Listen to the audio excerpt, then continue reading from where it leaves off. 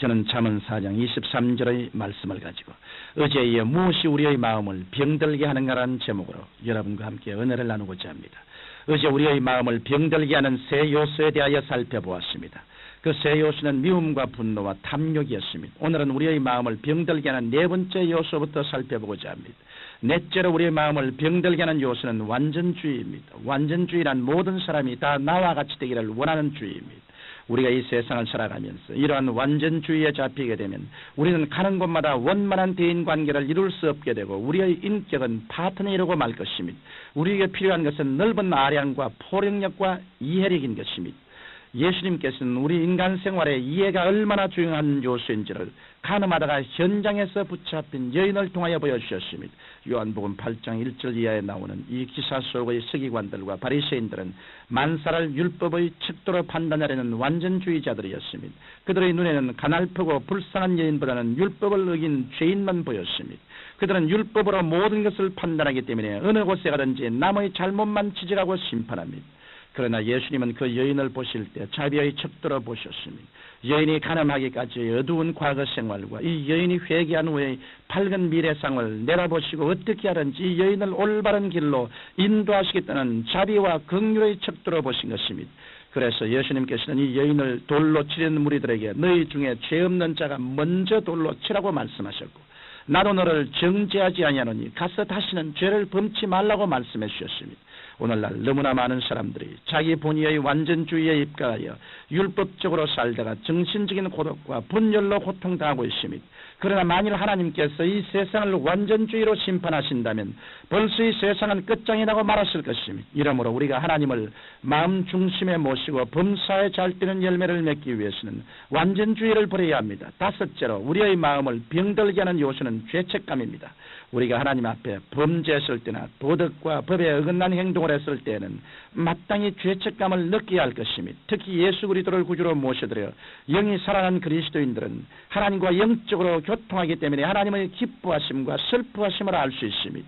그래서 우리가 범죄했을 때에는 하나님이 우리 마음 가운데서 떠나신 줄 알고 죄책감을 느껴 회개하게 됩니다. 그래서 그 죄책감을 하나님께 내어놓고 통해 잡아가면 하나님께서는 우리의 잘못을 용서하여 주시고 마음의 기쁨과 평안을 주시는 것입니다. 그러나 죄를 통해 잡아가여 회개한 후에도 마음에 끊임없는 죄책감으로 억눌림을 당하고 있다면 그것은 원수 마귀가 주는 것입니다. 이러므로 우리가 죄책감에서 벗어나려면 과거의 청산한 죄악을 깨끗이 잊어야 합니다. 오늘날 수많은 사람들이 캐캐 묵은 죄악을 그대로 가슴 속에 담고 다니기 때문에 그 죄악이 누적되어 정죄의식을 일으키고 마음의 기쁨을 빼앗고 열등의식을 가지게 하는 것입니다.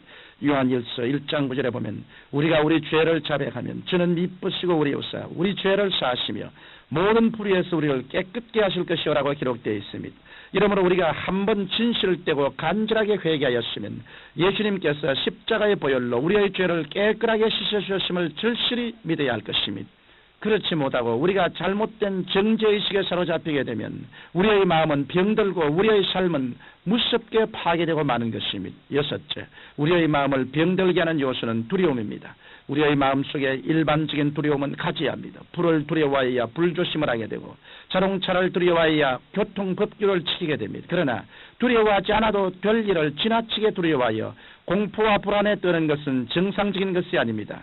이런 공포와 불안이 깊어져서 병적으로 되면 듣는 것과 보는 것과 말하는 것이 모두 부정적이 되어 심리적인 위축뿐만 아니라 육체적으로도 위축되어 질병에 걸리게 되는 것입니다. 그러면 이와 같은 두려움은 어디에서 오는 것일까요? 그것은 아람이 하나님의 명령을 어기고 하나님과 분리된 데서 연유하는 것입니다. 즉 아람의 두려움은 그가 하나님의 사랑과 보호하심을 떠났을 때 나타났습니다. 이러므로 두려움에서 해방되려면 다시 하나님의 품 안으로 돌아오는 길밖에 없는 것입니다.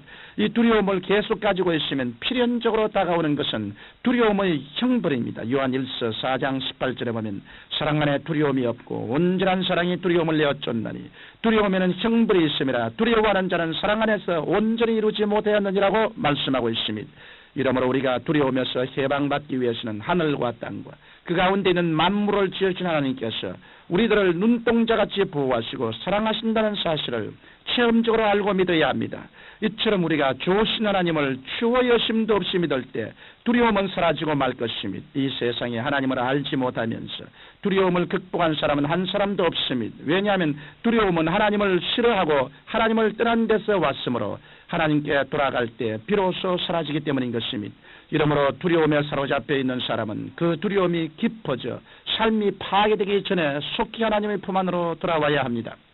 마지막으로 우리의 마음을 병들게 하는 요소는 좌절감입니다.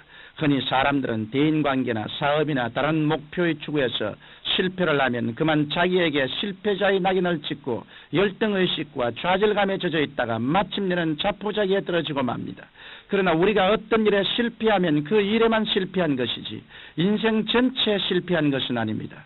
우리가 인생을 성공적으로 사느냐 아니면 패배적으로 사느냐의 갈림길은 우리가 실패하였을 때 다시 일어나느냐 아니면 그냥 주저앉느냐에 따라 결정됩니다. 우리는 인생을 살아가는 동안 여러 가지 다른 환경과 상황을 만나게 되고 그때마다 가장 적절한 해결 방법을 찾기 위해 무신예를 씁니다.